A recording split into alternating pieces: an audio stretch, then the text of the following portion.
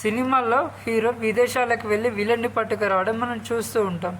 కానీ ఒక lady IPS officer నిజ జీవితంలో అదే చేసి చూపించారు.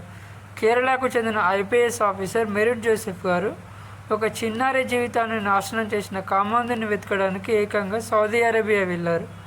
అంతర్జాతీయ చట్టాలను దాటుకొని మరి అతన్ని ఇండియాకి ఎలా రప్పించారో తెలిస్తే మీరు ఆశ్చర్యపోతారు.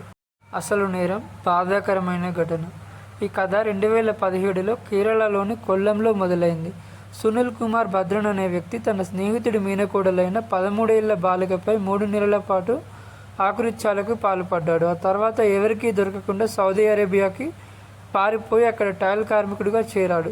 ఆ నరకాన్ని భరించలేక, జరిగిన అవమానాన్ని మర్చిపోలేక ఆ చిన్నారి ఆత్మహత్య చేసుకుంది. 2 ఏళ్ల పాటు ఈ కేసులో ఎలాంటి పురోగతి లేదు. నిందితుడు విదేశాల్లో ఉండడంతో అతన్ని పట్టుకోవడం అసాధ్యమని పోలీసులు కూడా చేతులెత్తారు. Merin Joseph entry. 2019 Kollam police కమిషనర్గా మెరిన్ జోసెఫ్ గారు బాధ్యతలు చేపట్టారు. పాత ఫైళ్ళని తిరిగేస్తుండగా కేసు ఆమె కంటపడింది. ఆ బాలిక ఆత్మహత్య ఆమెను ఎంతో కలిసివేసింది. నిందితుడు ఎక్కడున్నా సరే వదిలిపెట్టకూడదని నిర్ణయం తీసుకున్నారు. వెంటనే రియాద్లోని భారత రాయబార కార్యాలయంతో మాట్లాడి ఇంటర్పోల్ సహాయంతో రెడ్ కార్నర్ నోటీసులు జారీ చేయించారు. సౌదీ పోలీసుల సహకారంతో నిందితుడిని అరెస్టు చేయించారు. నిందితుడిని ఇండియాకి రప్పించడానికి ఆమె స్వయంగా సౌదీ అరేబియా వెళ్లారు.